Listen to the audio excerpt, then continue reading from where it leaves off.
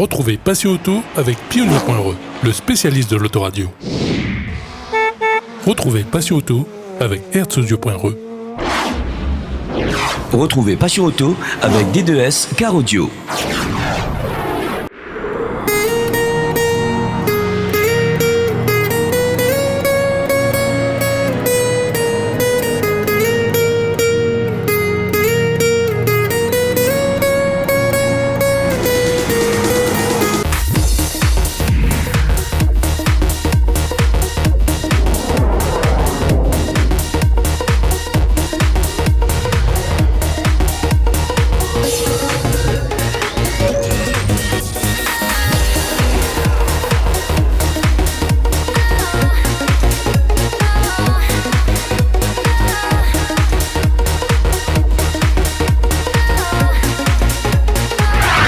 Bonjour à tous, bienvenue dans cette édition de Passion Auto. Aujourd'hui, direction l'Entre-deux pour le rassemblement des voitures anciennes dans le cadre des Journées du patrimoine. Les passionnés de voitures anciennes préservent le patrimoine automobile de la Réunion. Tous les ans, la mairie de l'Entre-deux et l'OMAG réunissent pas moins de 300 voitures sur le centre-ville de l'Entre-deux. Retrouvons Jean-François Gonzin pour nous parler de cette journée. Alors oui, comme chaque année, ce sont les Journées du patrimoine, comme c'est très bien. Mais c'est vrai que cette année, en plus que ces Journées du patrimoine auxquelles on sait qu'il y a le club de voitures longtemps, de moto longtemps et tout, qui vient, plus de 300 et quelques voitures, comme chaque année, avec un public aussi nombreux. En plus, il fait très beau. Alors, en plus, aujourd'hui, il y a le pentathlon, ce qui amène un peu plus de monde encore sur le site. Et juste à côté, notre paroisse qui fait une petite kermesse, aussi, c'est aussi de faire un événementiel entre deux. Avec bien sûr, comme chaque année, on voit qu'il y a une base de voitures qui sont là, mais il y a quand même 30%, je dirais, de voitures nouvelles qui viennent. Et ça aussi qui fait le charme de ces Journées du patrimoine avec les voitures longtemps ici à l'Entre-deux.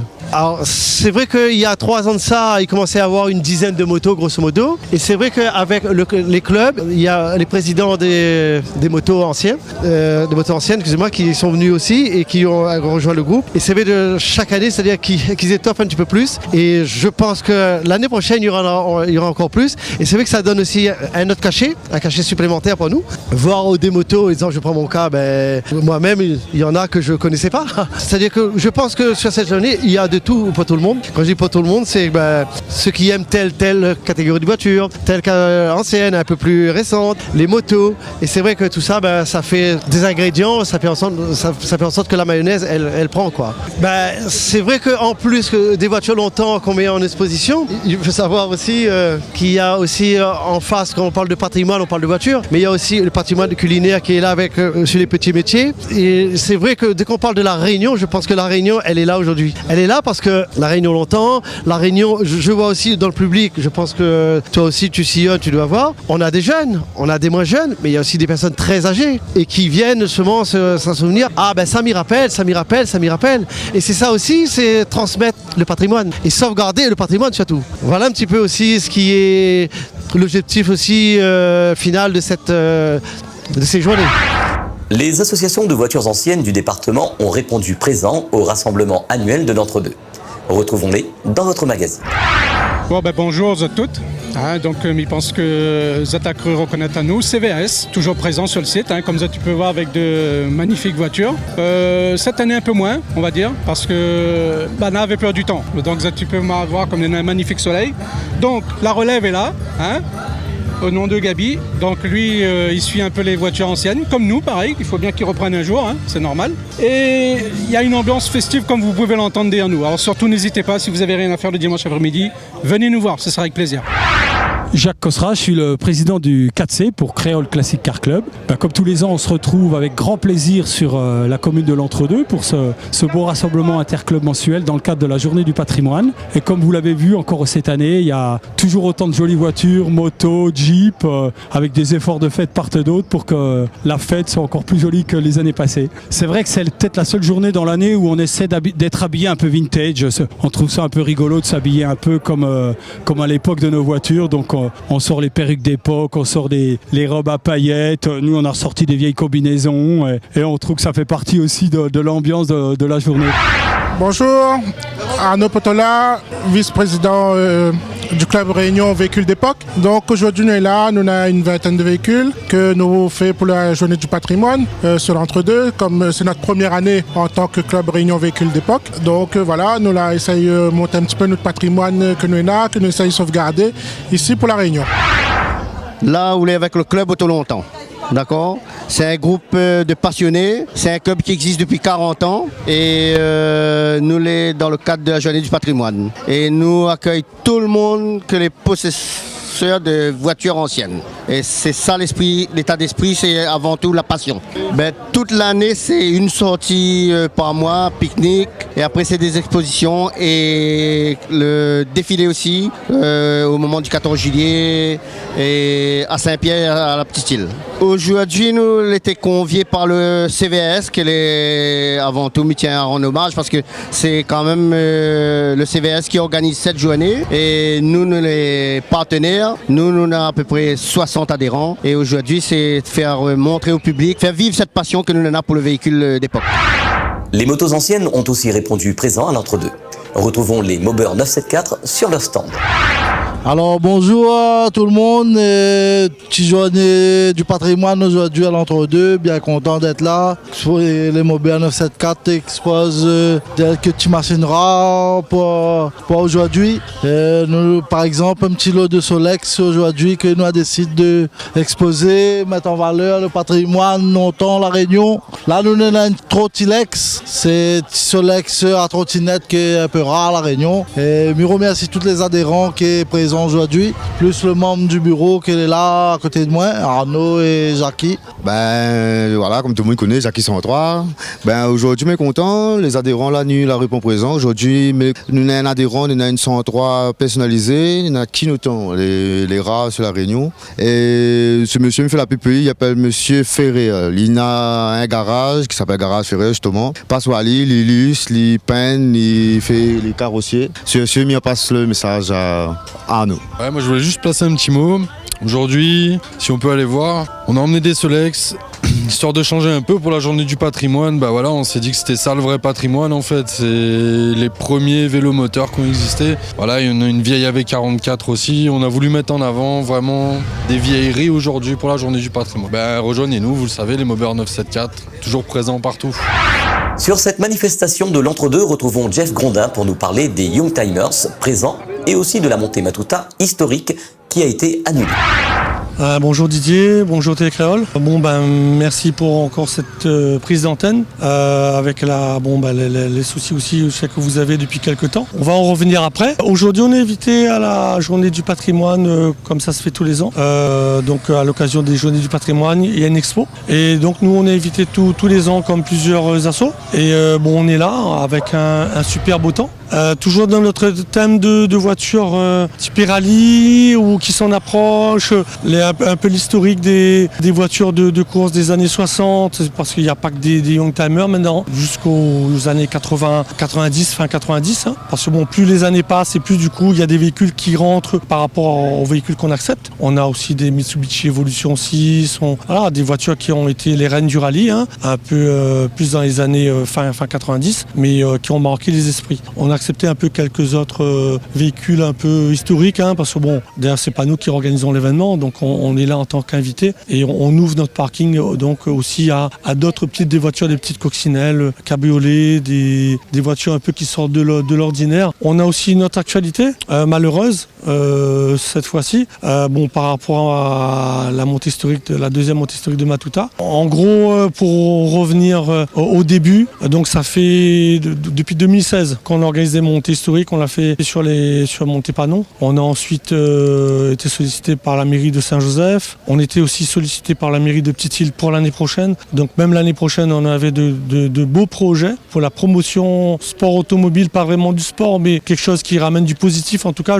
j'espère au sport automobile en général. Et en tout cas, à faire ce que les gens aiment ces voitures-là. Donc les montées historiques cette année, en tout cas organisées par une association non sportive, a pris un grand coup, une grosse claque. avec une commission de sécurité qui a eu lieu le 10 septembre, qui nous a amené des contraintes impossibles à surmonter pour une petite association comme nous. Alors pour revenir sur le fil, notre dossier a été déposé donc pour une montée qui était prévue le 9 septembre, donc 3 mois avant, donc déposé le 29 juin. En gros, 1 mois de l'événement, on a commencé à avoir des mails de la préfecture nous disant écoutez, là maintenant la Ligue automobile, je parle de la Ligue qui représente la FFSA, qui aurait un droit de regard sur les montées historiques hors calendrier Fédération Sport Auto. On le savait au niveau de tout ce qui est RTS. Alors les RTS, pour moi c'est simple, ce sont les règles de technique de sécurité. Alors les règles techniques de sécurité, c'est bien entendu un dossier déposé en préfecture, une assurance organisateur qui couvre l'événement et les participants, la sécurité civile, cet événement, avec un dispositif de secours en cas de problème, une ambulance, un médecin avec un infirmier. Donc tout ça, ce sont des personnes qui sont habituées aux voitures, dans le monde du rallye, ce sont des gens qui ont une expérience à ce niveau.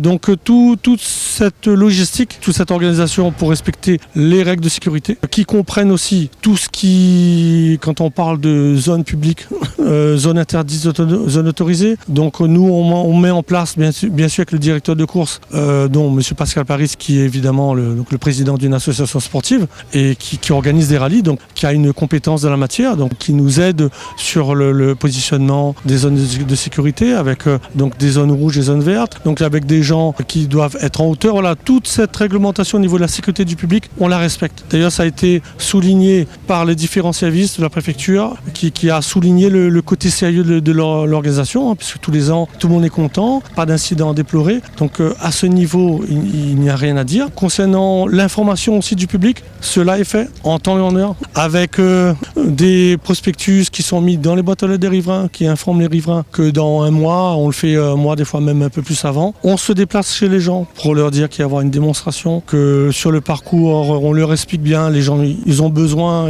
d'informations aussi. Ces règles de sécurité qui sont on va dire imposées, c'est un canevas en fait qu'on nous demande de respecter, parce qu'évidemment il y a quand même une notion de vitesse, même s'il n'y a pas de chronométrage, il n'y a pas de compétition, le but c'est pas d'avoir un trophée en faisant le meilleur temps, non, il y a quand même une notion de vitesse, donc on s'approche au maximum de ce cadre rallye, justement pour être dans les clous au maxi qu'on peut. Mais bon, malheureusement là, ce que j'ai compris, respecter la nouvelle réglementation que je ne connais pas, je n'ai pas vu de texte jusqu'à maintenant. J'ai fait une demande à la préfecture, j'ai fait une demande au niveau de la Ligue aussi. Ces textes qui pour moi ne s'appliquent pas qu'à moi, il n'y a pas que moi qui est concerné, il y a d'autres associations aussi, qu'on voit ces textes qui sont régis dans le cadre des assos non sportives par une circulaire ministérielle entre le ministère des Sports et le ministère de l'Intérieur. Donc c'est une recommandation, la préfecture me l'a bien dit, c'est une recommandation du ministère des Sports qui demande à ce qu'un événement automobile, quand la route est fermée, qu'on prenne l'avis de la Ligue automobile. Mais là, on n'est plus dans une recommandation, on est dans une obligation, et à partir de là, on part dans des extrêmes. Alors l'extrême, c'est quoi? J'ai parlé de la sécurité, là-dessus, ça a été salué, il n'y a rien à dire. Donc sur quoi on peut, en gros, quel est le problème? Nous, on va te trouver notre solution. Moi, je vois les choses comme ça. Le dossier sécurité, il est bouclé. On part sur autre chose. On part sur le groupe de participants doit être scindé en deux. Le groupe doit être scindé en deux avec 2 règlements différents, 2 assurances différentes. Donc ça va. Sur le principe, c'est encore faisable parce que l'événement se faisait le jour. Mais là où le principe n'est plus bon, où là, ça ne s'accorde plus avec ce que l'on fait, c'est de nous imposer des cellules de chronométrage, alors que notre association n'est pas une association sportive automobile qui organise des rallyes. On n'organise pas des épreuves de régularité. Et donc là, on nous impose une épreuve de régularité. Moi, sur le principe, je suis dans l'illégalité. Donc je ne peux pas accepter déjà de ce principe-là. Je n'y ai pas droit. D'autre part, quand à un moment, on nous demande d'avoir des officiels, bon, on en a des officiels. Des gars qui sont sur les rallyes, des commissaires techniques, des directeurs de course qui nous donnent un coup de main bénévole. On s'établit sur une compétence qu'ils ont pour faire quelque chose de correct, pour s'approcher au mieux de ce qu'on pourrait nous demander. Donc on est au maximum. On nous demande à un moment, vous avez des officiels? Oui, on a des officiels, mais ce sont des bénévoles. Oui, mais par rapport à un règlement type montée historique ou cause de code, fédération, il faut des officiels sur tout le parcours. Le souci, qu'on a des bénévoles. On a des bénévoles qui ne sont pas des officiels, donc là, comment on fait? La question avait été posée, 3 suffirait. 3, évidemment, tout va bien. Malheureusement, tous les jours, on a des demandes qui sont de plus en plus compliquées, donc de 3, on est passé à 24. Donc du jour au lendemain, donc 24 officiels, s'ils ne sont pas officiels, ils sont bénévoles, qu'est-ce qu'on fait? Prise de licence. Là, on touche un autre domaine. Prise de licence des bénévoles. Ou s'ils ne prennent pas de licence, on prend des officiels dans le réseau du rallye. Et dans le réseau du rallye, des commissaires de sécurité routière, ce sont des gens qui sont rémunérés. Voilà, c'est une moyenne de 40-50 euros. Donc 40-50 euros pour une petite association comme nous, qui doit mettre 25 officiels d'un coup, voilà, ça grève le budget. Des cellules de chronométrage, c'est pas quelque chose qu'on nous donne. C'est du matériel, je pense, qui a dû coûter à la Ligue. Donc quand on nous a dit qu'il va falloir avoir des cellules de chronométrage, on nous impose ça. Donc ça veut dire qu'il va falloir payer ces cellules de chronométrage. Voilà, financièrement, en nous imposant des choses comme ça, un budget derrière à prévoir que l'on n'a pas, et ben voilà, donc automatiquement l'événement ne pouvait être que finir par une annulation. Donc il y a aussi, quand on parle de cellules de chronométrage, on nous dit non, mais c'est juste pour voir un peu la vitesse, voilà, si ça se passe pas bien, si les gens ils font n'importe quoi, vous allez les sermonner. Oui, mais on met pas des cellules de chronométrage comme ça, juste pour sermonner les gens. Si à un moment on met la cellule de chronométrage, c'est déjà sur le principe, on n'a pas droit, il va falloir contrôler tout ça. Si on nous a imposé par la suite une moyenne horaire de 65 km/h. 65 km/h, est-ce que c'est une moyenne horaire qui est faite en fonction du parcours? Est-ce que c'est quelque chose de réalisable, quelque chose de correct en termes de moyenne? On ne sait pas. Donc même, je pense, au niveau de la Ligue, quand ils ont fait cette moyenne, ils l'ont faite en une soirée. Donc il n'y a pas eu d'études sur le terrain. Est-ce que ça aurait été quelque chose de réalisable le jour, avec 2 règlements? Donc du coup, sur la moitié des concurrents, a fait un deuxième règlement pour que ces gens-là acceptent ce nouveau règlement, qui est totalement à l'opposé du premier, où il n'y avait pas de notion de chronométrage. Donc là, trop d'inconnus, difficilement gérables, à savoir que si la moyenne horaire n'est pas respectée, au départ, c'était non, il n'y aura pas de moyenne. Au final, on se retrouve avec une moyenne donc, horaire de 65 km/h, et donc si les gens ne respectent pas, qu'est-ce qu'on fait? Au final, le lendemain, ah non, il fera une amende de 100 euros. Donc une amende de 100 euros, ok. Donc on part sur quelque chose de pas chronométré, pas de sanction, pas d'amende, pas de contrôle. Et on finit sur un événement chronométré digne d'un rallye, avec des sanctions. Il faut savoir, vous mettez une pression sur les gens. Justement, c'est le but d'un événement festif, c'est de ne pas mettre la pression sur les gens. Les gens, ils viennent, ils roulent à leurs mains. Là, on met une pression sur les gens. On leur dit, vous allez devoir respecter une moyenne horaire. Donc, respecter une moyenne horaire, c'est une pression. Donc, la personne, elle roule en dessous, elle peut être aussi verbalisable, sur le principe. Donc, parce que la régularité, c'est ça. C'est pas notre domaine, mais bon, je sais comment ça se passe. Donc c'est pour ces raisons que j'ai dû malheureusement annuler la montée, parce que avec des pressions mises sur les gens, en plus sur une partie des gens, parce que bon, je rappelle, c'est véhicule après 90. Et puis je pense que c'est un message fort adressé à toute association, c'est si vous organisez un événement automobile, eh ben, le message est clair. Si vous ne passez pas par la fédération, eh ben, vous ne pouvez pas. Ou vous pouvez, comment, je ne sais pas. Voilà, il y a certainement moyen d'eux. On va vous proposer une manière de rouler, une manière de faire. Vous faites comme ça, vous pourrez rouler. Là, je ne sais pas, c'est pas mon domaine. Donc, on avait un très gros projet sur la montée panneau historique, sur la 4e. Et je salue BMW, même si au final, ça s'est pas fait. Monsieur Rébois, Alexandre, qui m'avait contacté parce qu'on avait un souci de budget et qui m'avait dit, Monsieur Grondin, on vous finance totalement votre course pour la 4e montée panneau. Et voilà, le but, c'est de mettre la marque en valeur et de faire un super événement. Et on partait sur quelque chose vraiment d'extra le 15 décembre. Malheureusement, bon, j'ai même pas voulu présenter le dossier parce que on arrête tout. Et puis, il n'y a pas de polémique de toute façon dans ce que j'ai dit. Hein. Moi, ce que j'ai dit, c'est ce que j'ai entendu sur la commission de sécurité, les rapports que j'ai eus avec Monsieur Antou, hein, parce que c'est essentiellement lui que j'ai eu au téléphone. Il n'y a pas de polémique. Voilà. Le but, Rallye Légende, l'association existera toujours. Elle reviendra des fondamentaux. On est sollicité sur des événements tels que Journée du patrimoine, enfin des privés qui veulent des voitures un peu typées rallye. Donc on sera toujours là, hein, on sera toujours visible. Après, on le partagera différemment et on espère qu'on sera toujours suivi par toi et par Télé Créole. Continuer à vivre votre passion. Et puis, en attendant que la réglementation, même si elle est ce qu'elle est, le but quand même, c'est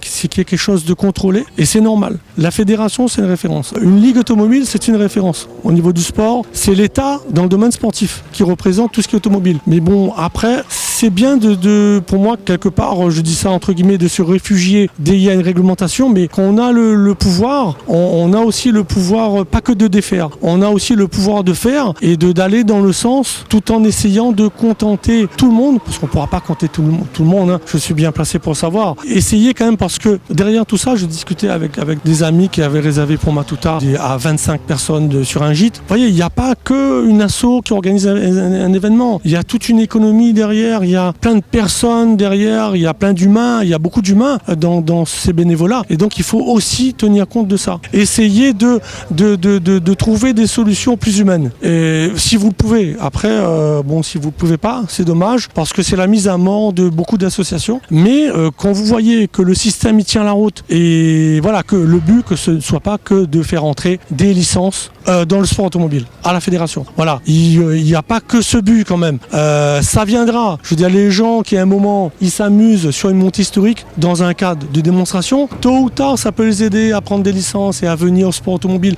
Donc ça ne peut être que positif au sport automobile et à la fédération. Donc, mais laissez ces gens-là le temps de venir à vous. Ne brûlez pas les étapes. Ne soyez pas rigides. Voilà, c'est le message que je voulais faire passer. Merci à Télécrol, merci à toi, Didier.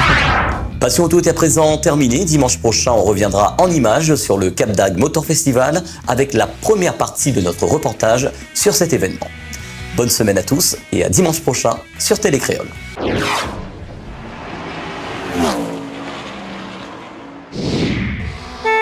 Retrouvez Passion Auto avec herzaudio.re. Retrouvez Passion Auto avec D2S Car Audio.